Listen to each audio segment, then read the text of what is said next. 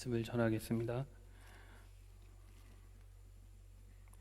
여러분은 코로나 바이러스 이전과 이후를 비교해 보실 때 여러분의 경건 생활, 여러분의 신앙 생활에 어떤 변화가 있으신지요? 하나님과의 관계에 어떠한 변화가 있으신지요? 신앙적으로 코로나 바이러스가 있기 이전보다 더 깊어지셨는지, 아니면 하나님과 좀 멀어지셨는지, 원래 깊었고 충만했었는데 하나님과 더 깊어지셨는지, 아니면 그 전에도 하나님과의 관계가 냉랭했고 지금도 똑같으신지. 여러분, 우리가 몸도 건강해야 되고 먹고 사는 문제도 중요하지만 하나님과의 관계가 더 친밀해지고 깊어지셔야만 합니다. 시간이 계속해서 흘러가고 있습니다. 지금 건강한 사람이든 건강하지 못한 사람이든, 또 지금 부자이건 가난한 사람이건 배운 사람이건 못 배운 사람이건, 우리 모두는 언젠가 하나님 앞에 서게 되는 날이 오게 됩니다. 건강하고 잘 먹고 잘 사는 것보다 우리에게 주신 건강과 물질과 시간들을 어떻게 사용했는지에 대해서 하나님께서 우리에게 물으실 것입니다. 성도는 힘든 상황이라고 해서 뒤로 물러서는 자가 돼서는 안 되고, 편안할 때이거나 힘들 때이거나 하나님 앞에 나아가기를 힘써야 합니다. 주님께서 뒤로 물러서는 자는 내가 기뻐하지 않는다라고 우리에게 말씀해 주고 계십니다. 하나님과의 관계에 힘써야 하는 사람은 목회자만이 아닙니다. 여러분, 하나님께 가까이 가는 일은 목사만이 해야 될 일, 교역자만이 해야 될 일이 아니라 모든 예수 믿는 사람들이 해야 되는 것입니다. 목회자에게만 그것을 물으실 것이라고 하신 적이 없습니다. 모든 믿는 자는 기도와 말씀과 순종하는 삶을 살아가야 하는 것입니다. 바이러스나 부동산 문제, 정치 경제, 세상 돌아가는 일보다 더 중요한 문제는 저와 여러분의 영적인 상태가 어떠한가입니다. 누가복음에 보시면 예수님이 이런 말씀을 하십니다. 너희 목숨을 위하여 무엇을 먹을까, 무엇을 입을까 염려하지 말라. 목숨이 음식보다 중요하고 몸이 의복보다 중요하니라. 여러분, 이 말씀이 이해가 되십니까? 여러분, 목숨 때문에 음식 걱정을 하잖아요. 몸 때문에 입을 옷을 걱정하는 것 아닙니까? 그런데 예수님은 우리가 염려하는 음식이나 의복, 그러니까 먹고 사는 문제보다 우리의 목숨과 몸이 더 중요하다라고 말씀을 하십니다. 그 말씀은 쉽게 표현한다면 우리의 목숨과 몸이 의식주 문제에 달려있지 않다라는 말씀입니다. 이 구절을 일반적인 우리들의 가치관으로 이해하기가 힘듭니다. 이 말씀이 뜻하는 것을 이해를 하시려면 이 구절의 뒷부분에 나오는 내용들을 끝까지 다 읽어보셔야 되는데, 예수님은 이 말씀의 끝에서 우리가 잘 아는 말씀을 하시죠. 먹을 것과 마실 것을 구하지 말고 근심하지도 말고 다만 하나님의 나라를 구하라. 그리하면 나머지 것들은 다 더하여 주신다고 말씀을 하십니다. 여러분, 하나님의 나라를 먼저 구하는 것은 무엇입니까?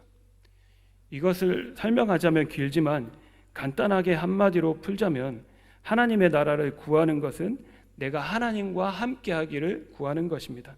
하나님과 동행하는 것, 하나님 안에 거하는 것이 내 삶의 가장 크고 첫 번째 되는 소원이 되어야 한다는 것이죠.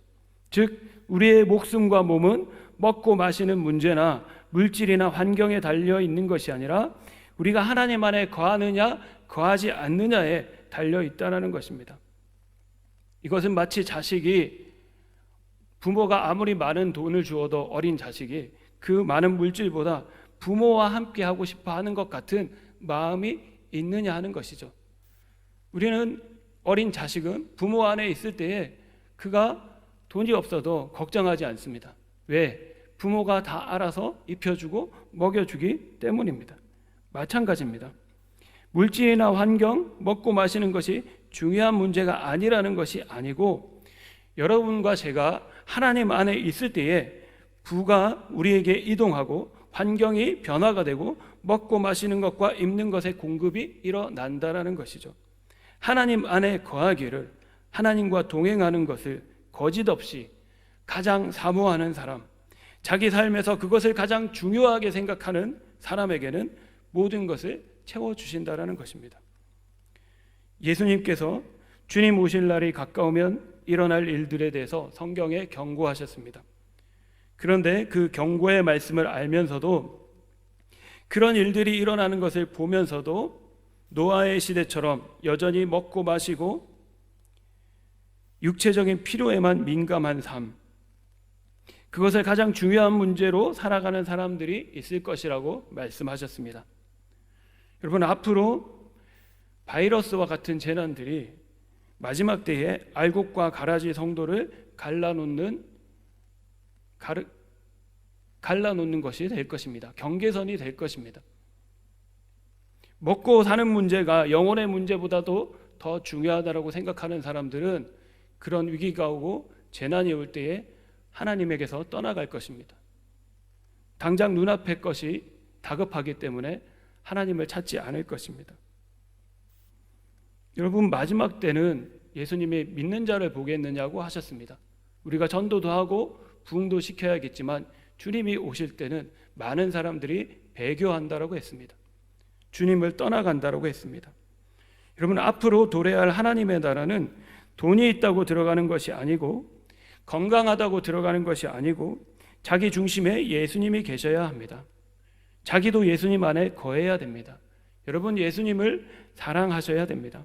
사도 바울은 누구든지 예수님을 사랑하지 않는 자는 저주를 받을지어다 라고 고린도전서 16장을 마무리하고 있습니다. 여러분, 이 구절을 듣고 화를 내지 않을 안 믿는 사람이 있을까요? 아니, 예수를 사랑하지 않는다고 저주를 받으라고? 여러분, 이 말은 오늘날 국회에서 발의된 포괄적 차별금지법이 적용되면은 이런 것을 가르칠 수도 없습니다. 우리가 지금은 이것을 가르치면 사람들이 욕은 하겠지만 법적으로 처벌받지는 않지만, 이것을 법적으로 정하게 되면은 이제 이런 거 하나하나에 대해서 처벌을 받게 될 수 있습니다. 그런데 바울은 이렇게 말하고 있어요. 안 믿는 사람들이 보면 이해가 안 되잖아요. 예수를 안 믿는 게 저주받을 일이야? 그런데 성경은 절대로 타협하지 않습니다. 죄는, 가장 근본적인 죄는 예수님을 믿지 않는 것이라고 말하고 있습니다. 여러분, 예수님을 믿지 않는 것이 죄가 아니라면 우리는 전도 안 해도 됩니다.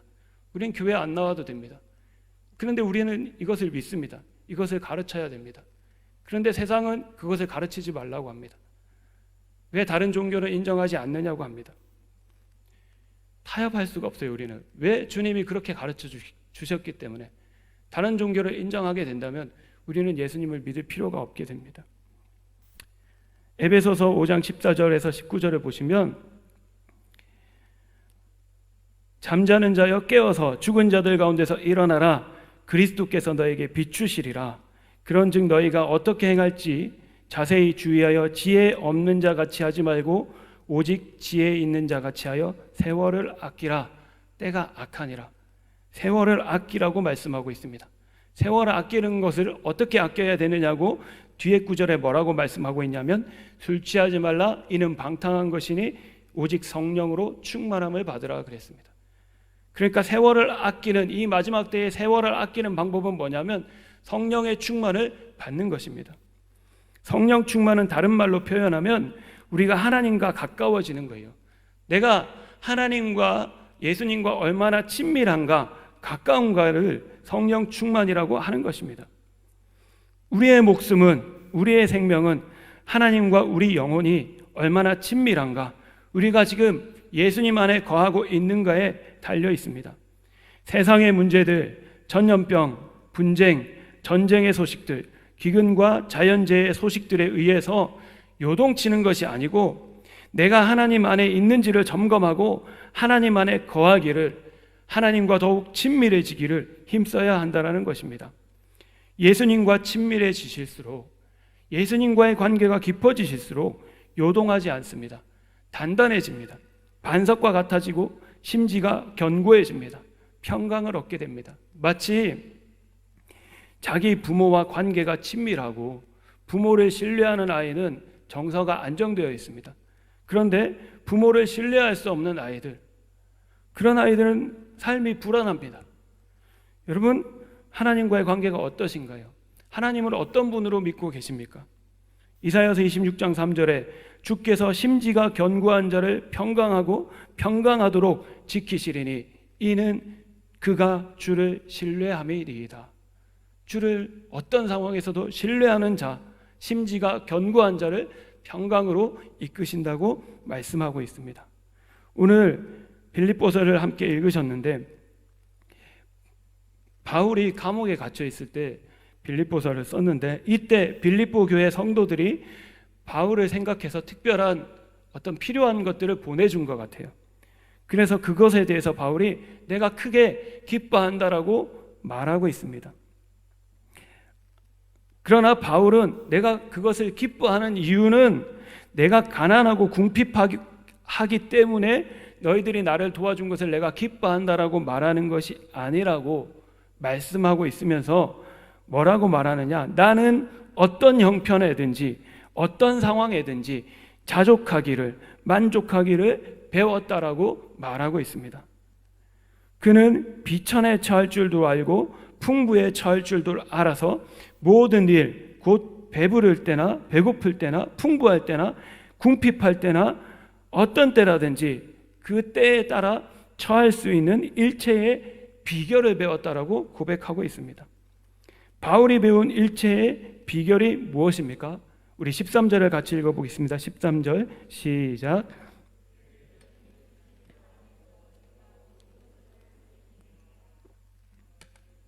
이것이 일체의 비결이었습니다. 바울이 배운 일체의 비결은 자기에게 능력을 주시는 하나님 안에서 모든 것을 하는 것이었습니다. 바울이 어떤 형편 가운데서도 만족할 수 있었던 것은 눈에 보이는 환경이나 상황에도 상관없이 하나님 안에 거함으로써 하나님이 주시는 능력을 공급받아 모든 것을 할 수 있었기 때문입니다.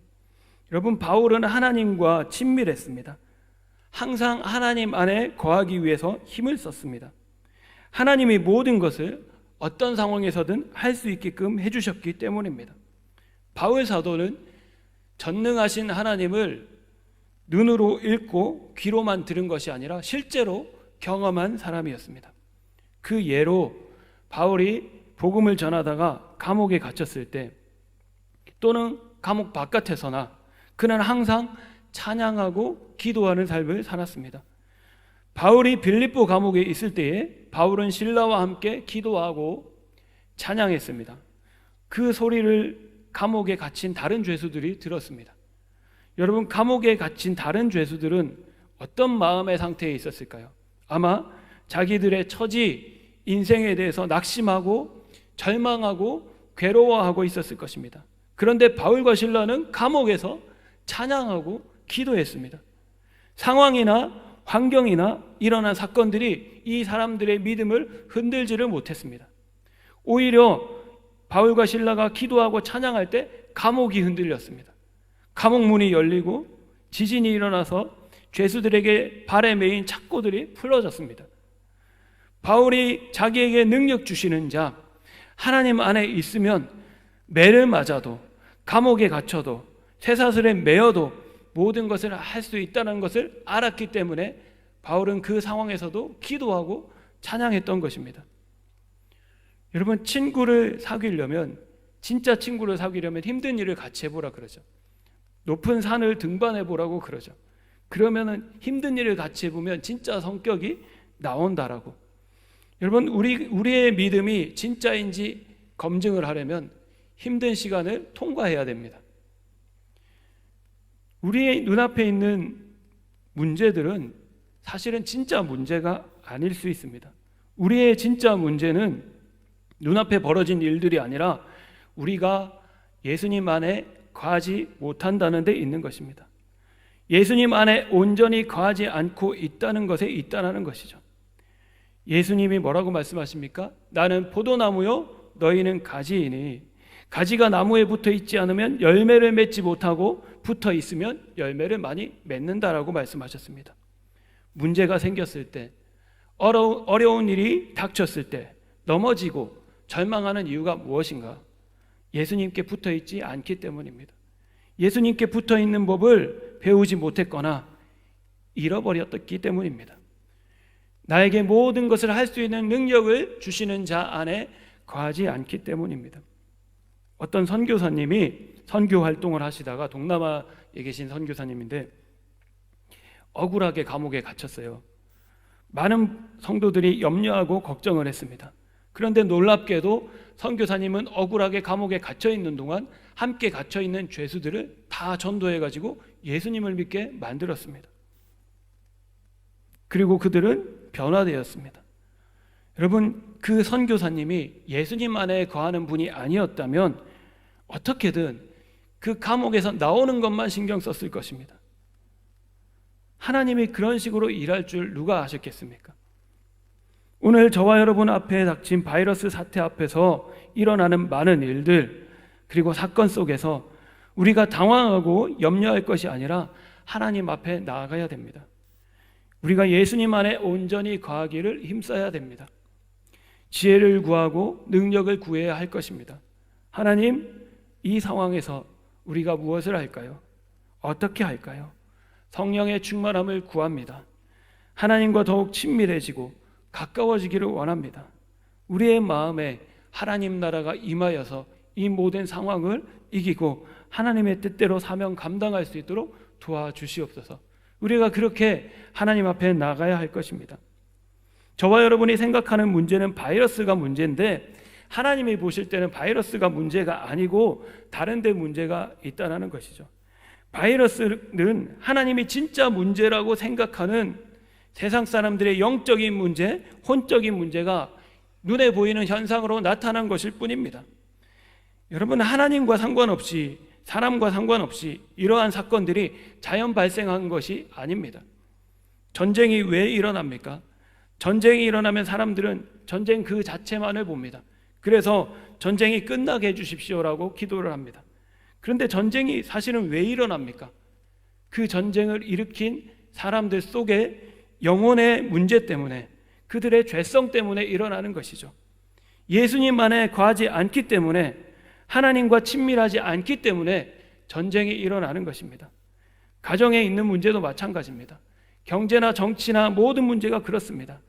보이지 않는 우리들의 속에 있는 영혼의 문제로부터 예수님 바깥에 거하기 때문에 일어나는 문제들이라는 것이죠. 하나님과 친밀한 사람, 하나님 안에 온전히 거하는 사람은 사도 바울처럼 일어나는 사건이나 환경의 문제로 말미암아 일희일비하지 않습니다. 당황하지 않습니다. 그거 자체가 문제가 아니라는 것을 알기 때문이고, 더 중요한 문제는 내가 하나님 안에 거하는 것이고 내가 능력 주시는 자 안에 거하는 것이라는 것을 알고 있기 때문입니다. 우리가 하나님 안에 온전히 거한다면, 여러분, 다니엘이 어떻게 했는지 아시죠?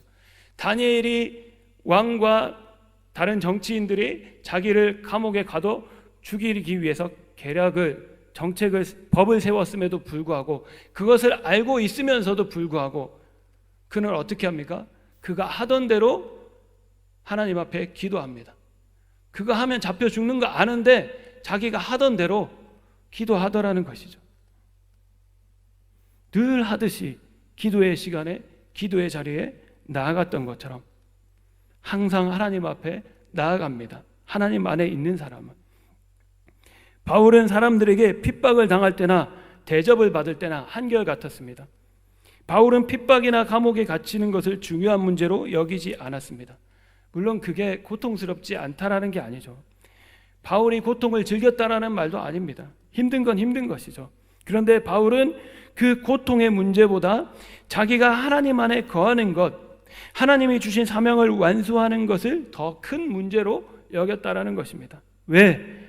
하나님 안에 거할 때에만 모든 어려움 속에서도 모든 것을 할 수 있고, 하나님 바깥에 있으면 모든 여건이 주어진다 하더라도 하나님이 맡기신 일들을 할 수 없다라는 것을 알고 있었기 때문입니다.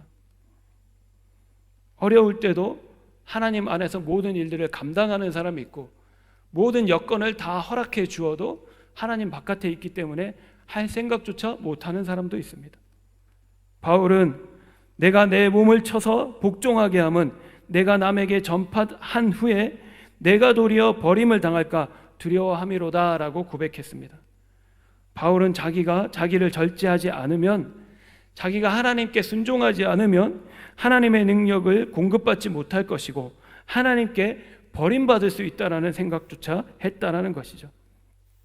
바울이 어떤 상황에서도 자족할 수 있었던 일체의 비결은 바로 그가 자기에게 능력 주시는 하나님 안에 거하는 것이었습니다. 그것이 일체의 비결이었습니다. 그렇다면 능력 주시는 자 안에 거하는 방법이 무엇인가? 그것은 바로 순종입니다. 그리스도 안에 거하는 가장 좋은 방법은 무엇일까? 말씀에 순종하는 것입니다. 말씀을 읽는 것일 수도 있고 기도하는 것일 수도 있겠지만 순종이 가장 중요합니다. 말씀과 기도는 나뭇가지에 영양이 공급되는 것과 같은 것이고 순종은 그 공급되어진 영양으로 열매를 맺는 것이죠. 열매 맺을 때에 하나님의 능력을 경험하게 됩니다. 우리가 순종하는 만큼 천국을 맛보는 것입니다. 사랑하라는 말씀을 들었다고 천국을 맛보는 게 아니라 여러분이 실제로 사랑하실 때 천국을 경험하실 수 있는 것입니다. 용서하라는 탁월한 설교를 들었다고 천국을 경험하는 게 아니라 여러분이 실제로 용서하실 때 하나님 말씀의 능력을 경험하고 천국을 경험하는 것입니다. 실제로 순종하게 될 때에 천국을 경험하고 하나님의 능력은 이처럼 순종하는 자에게 공급이 되어지는 것이죠.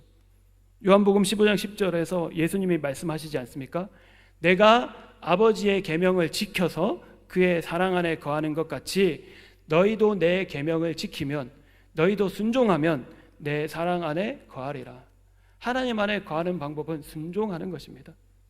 순종해야 요동하지 않습니다. 순종하는 자가 능력 주시는 자 안에서 모든 것을 할 수 있습니다. 말씀을 경험할 수 있습니다. 순종하는 자는 반석 위에 집을 짓는 자라고 했습니다. 반석 위에 집을 짓는 자니까 폭풍우가 몰아쳐도 흔들리지 않는 것이죠. 우리 삶의 가장 크고 중요한 숙제는 반석 위에 믿음의 집을 짓는 것입니다. 그런 집을 짓게 되면 풍족할 때나 궁핍할 때나 흔들리지 않고 우리가 승리할 수가 있습니다. 여러분, 요셉을 잘 아시죠? 요셉이 하나님께 놀라운 꿈을 받았지 않습니까? 해와 달과 11별이 자기 앞에 절하는 꿈, 형들이 묶은 집단이 자기 집단 앞에 절하는 꿈, 그가 가족들 가운데서 높아질 것이라는 꿈을 하나님께서 꾸게 하셨습니다. 그런데 그 꿈 꾸고 나서 요셉에게 어떤 일이 닥칩니까? 바로 그 일이 온 것이 아니라 요셉은 애굽의 노예로 팔려갑니다. 17살에 팔려가서 그 꿈이 이루어지기까지 13년의 시간이 걸립니다. 그럼에도 불구하고 이럴 거면 왜 꿈을 꾸게 하셨어요? 라고 불평하지 않았어요. 원망하지 않았습니다. 또는 이럴 거면 차라리 삐뚤어지자 그래가지고 보디발이라는 주인의 아내가 유혹을 했을 때에 유혹에 넘어가지도 않았습니다. 우리 같으면 하나님이 힘들게 하면 에이 죄나 짓자 할 수도 있는데 요셉은 그게 아니라 그 힘들 때에도 유혹에 넘어가지 않았습니다. 그래서 또다시 감옥에 들어가고 그 감옥에 들어온 다른 신하들의 꿈을 해몽해주고 당신들이 왕 앞에 다시 갈 때에, 당신이 왕 앞에 갈 때 나를 불러주시오, 나의 억울함을 풀어주시오 했는데 잊어버리잖아요. 그 신하가 은혜를. 그때도 절망하지 않았습니다. 왕이 부르기 전까지, 하나님이 정하신 때가 오기까지 절망하지 않고 순종하고 하나님을 신뢰했다는 것이죠. 우리는 너무 바깥으로 잘 나가지 않습니까? 조금 힘들면, 조금 어려우면 삐뚤어지고 믿음 약해지고 불순종하고 좌로나 우로나 치우치지 않습니까? 지금 우리는 어디에 있습니까? 저와 여러분 혹시 하나님 바깥에 지금 있는 것은 아닌지, 하나님의 능력이 공급되는 곳에서 벗어나 있는 것은 아닌지. 하나님은 순종의 사람 요셉에게 능력을 주셨습니다. 요셉은 아버지에게 사랑을 받을 때나 애굽의 노예로 팔려왔을 때나 하나님을 떠나지 않고 하나님 안에 있었기 때문에 하나님의 그의 꿈을 이루어 주시고 하나님이 그의 공급자가 되어 주셔서 그가 총리가 되죠, 애굽에. 그래서 이 요셉 때문에 애굽 나라가 7년의 기근을 이겨내게 되지 않습니까? 7년의 풍년도 경험하고 7년의 기근도 경험하고, 그런데 다 요셉 때문에 이겨낼 수 있었습니다. 요셉이 개인적으로 풍족할 때나 궁핍할 때나 하나님 안에 거함으로 하나님의 능력을 경험했기 때문에 애굽이라는 큰 국가가 풍년일 때도 기근일 때도 먹여 살릴 수 있는 사람이 되었던 것입니다. 하나님은 이처럼 순종을 통해 개인적으로 하나님의 능력을 경험한 사람을 사용해서 공동체도 살리시고 나라도 살리십니다.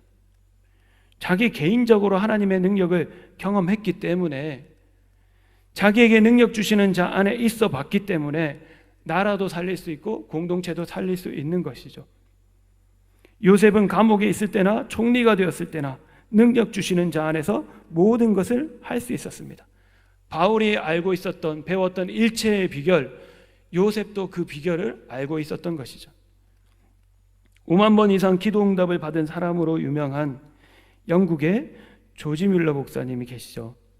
어렸을 때는 아버지 주머니를 상습적으로 뒤져서 돈을 훔치고 젊을 때는 방탕하게 생활하다가 어느 날 어떤 기도 모임에 우연히 참석했다가 무릎을 꿇고 기도하는 한 그리스도인의 모습을 보고 감동을 받아서 회심합니다. 그리고 영국으로 건너가서 브리스톨 애슐리 타운이라는 곳에 고아원을 세우고 2,000명이 넘는 고아들을 아무런 사람의 도움 없이 기도로 양육하기 시작했습니다. 1898년 3월 10일에 93세로 소천하기까지 그는 15만 명의 고아들에게 하나님의 사랑을 확인해 주고 지금까지도 고아들의 아버지로 불리고 있습니다. 그런데 이 목사님은 성경 연구와 고아원 사역에 필요한 모든 경제적이고 물질적인 필요와 개인적인 삶의 필요를 오로지 하나님 한 분께 아뢰고 응답받음으로써 하나님은 어제나 오늘이나 영원토록 동일하신 분임을 사람들에게 보여주었습니다. 조지 뮬러 목사님은 이런 믿음과 기도로 63년 사역 동안 750만 달러, 지금 우리 돈으로 약 30억 원이 넘는 돈을 하나님께로부터 공급받았습니다. 그런데 처음에 사역을 시작할 때 준비된 것은 선물 받은 접시 3개, 쟁반 28개, 물병 하나, 컵 1개, 소금병 받침 3개, 칼 4개, 포크 4개, 채소 깎는 강판 1개 뿐이었습니다. 수많은 고아들을 먹여 살릴 때 정부의 힘도 빌리지 않았고 부자에게 손 내밀 힘도 없었고 오직 하나님 한 분만 신뢰하고 기도해서 응답으로 매일 양식을 공급받았습니다. 물론 이것을 모든 목회자에게, 모든 사람에게 당장 하라고 할 수는 없는 것입니다. 근데 대단한 분이죠. 이분은 그것을 했고 경험을 했습니다. 조지 뮬러 목사님이 이렇게 말씀하셨어요. 기도를 시작한다는 것은 한다는 것으로는 부족하다. 바르게 기도하는 것도 얼마 동안 기도를 계속한다는 것도 충분하지 않다. 기도의 응답을 받을 때까지 믿음을 가지고 꾸준히 기도해야 한다. 더 나아가서는 끝까지 기도를 계속할 뿐 아니라 하나님이 우리의 기도를 들으시고 응답해 주시리라는 것을 믿어야 한다. 그러나 대부분의 경우 우리는 축복을 받을 때까지 기도를 계속하지 못하고 축복을 쉬지 않고 기대하지도 않는다. 많은 사람들이 끝까지 신뢰하지를 않는다는 것이죠. 또 조지 뮬러 목사님은 이런 말씀을 하셨습니다. 믿음은 가능성의 영역에서 작동하지 않는다. 인간적으로 가능한 일에는 하나님께 영광이 돌려지지 않는다. 믿음은 사람의 능력이 끝나는 곳에서 시작된다. 그 말인즉슨 사람이 할 수 없는 일이 기도함으로 하나님을 신뢰함으로 일어날 때에 하나님의 이름이 찬양을 받고 영광 받으신다는 거죠. 사람이 할 수 있으면 하나님이 영광 받기가 힘듭니다. 사람들이 사람 힘으로 했다라고 이야기를 하겠죠. 목사님은 자신에게 능력 주시는 하나님 안에 거하고 그 하나님을 믿음으로써 모든 것을 하실 수 있으셨습니다. 조지 뮬러 목사님도 사도 바울이 말하는 일체의 비결을 배우신 분이었습니다. 조지 뮬러 목사님이 그런 하나님을 믿을 수 있었던 이유는 무엇일까요? 목사님이 하나님 안에 거하기를 힘썼기 때문입니다. 자기의 유익과 즐거움을 위해서 살았던 이기적인 과거의 방탕한 삶을 회개하고 하나님이 마음을 주시는 대로 하나님이 시키시는 일, 하나님이 기뻐하시는 일, 고아를 돌보는 그 일을 하기로 순종했기 때문이죠. 하나님 안에 거했기 때문에 능력 주시는 하나님을 신뢰할 수 있었고, 그래서 실제로 모든 것을 가능하다는 것을 경험할 수 있었던 것입니다. 여러분, 오늘 저와 여러분은 왜 오늘 하루도 살아가고 있을까요? 왜 자녀들을 위해서 기도하고, 왜 자녀들을 양육하고 계십니까? 왜 직장을 다니고, 왜 돈을 벌고 계십니까? 왜 누군가를 만나고 교제하고 계십니까? 그 행위들을 하시는 가장 중요한 목적이 어디에 있으십니까? 먼저 그의 나라와 의를 구하시기를 축원합니다. 우리가 하는 모든 일을 주를 위해서 하라고 성경은 말씀하고 있습니다. 하나님 뜻 안에서 그 모든 것을 하는 것이 하나님 안에 거하는 것인데, 그 말씀에 순종할 때에 능력의 하나님, 공급하시는 하나님을 경험한다라는 것입니다. 단순히 돈을 많이 벌기 위해 돈 달라고 기도하는 것이 아니고, 단순히 내 자식 성공하는 것을 위해 성공하게 해달라고 기도하는 것이 아니고, 하나님 안에 거하십시오. 자식이 잘 되어야 하는 목적이, 돈을 많이 벌어야 하는 목적이, 내가 직장에서 승진해야 하는 목적이 내 이기심에 있는 게 아니라, 내 욕심에 있는 게 아니라 하나님이 원하시는 데 있어야 한다라는 것입니다. 여러분, 하나님이 어떤 사람에게 물질 주시기를 기뻐하실까요? 하나님이 어떤 사람의 자식이 잘 되기를 기뻐하실까요? 하나님이 교회 다니면서도 하나님을 경외하지 않고 욕심도 많고 비겁하고 자기밖에 모르고 불법을 행하는 사람에게 과연 돈을 주시고 자식이 잘 되게 하는 것을 기뻐하시겠습니까? 그것은 하나님의 영광을 가리는 일이 되지 않겠습니까? 하나님 안에 거해야 합니다. 하나님 안에 거해야 하나님의 능력을 공급을 받고 모든 것을 할 수가 있습니다. 하나님 안에 거해야만 환경이나 상황에 흔들리지 않는 것이죠. 말씀을 마무리하겠습니다. 이스라엘 백성은 홍해를 건너서 애굽을 탈출함으로써 하나님의 구원하심을 경험을 했습니다. 그런데 이 이스라엘 백성들 앞에 광야의 여정이 펼쳐져 있었습니다. 그 광야는 먹을 것도 없고 마실 것도 없고 가도 끝이 없는 광야였습니다. 그런데 그 광야에서 이스라엘 백성들은 먹을 것도 마실 것도 공급을 받았습니다. 하나님 안에 거했기 때문에. 그런데 그들이 하나님을 원망하기 시작할 때, 불평하고 신뢰하지 못하고 하나님 바깥으로 나가서 차라리 애굽으로 다시 돌아가고자 할 때, 그 출애굽 세대들은 광야에서 다 망해버렸습니다. 하나님을 신뢰하지 못했기 때문에. 우리가 세상을 부러워하고 차라리 이럴 거면 믿지 말자고 할 때 하나님의 능력 바깥으로 나아가게 되는 것입니다. 이스라엘 백성들의 후손들은 가나안 땅에 들어갔어요. 풍족한 땅에 들어갔죠. 젖과 꿀이 흐르고. 그런데 그 풍요로운 땅에 들어갔을 때에는 그 풍요로움에 취해서 하나님이 시키신 일, 우상을 숭배하는 이방 족속을 몰아내는 일을 게을리하고, 그들이 우상 숭배하는 관습을 받아들임으로써 자기들 스스로 자기들에게 공급해 주시고 자기들을 보호하시는 하나님 바깥으로 나아가게 되었고, 결국 바벨론에게 멸망당했습니다.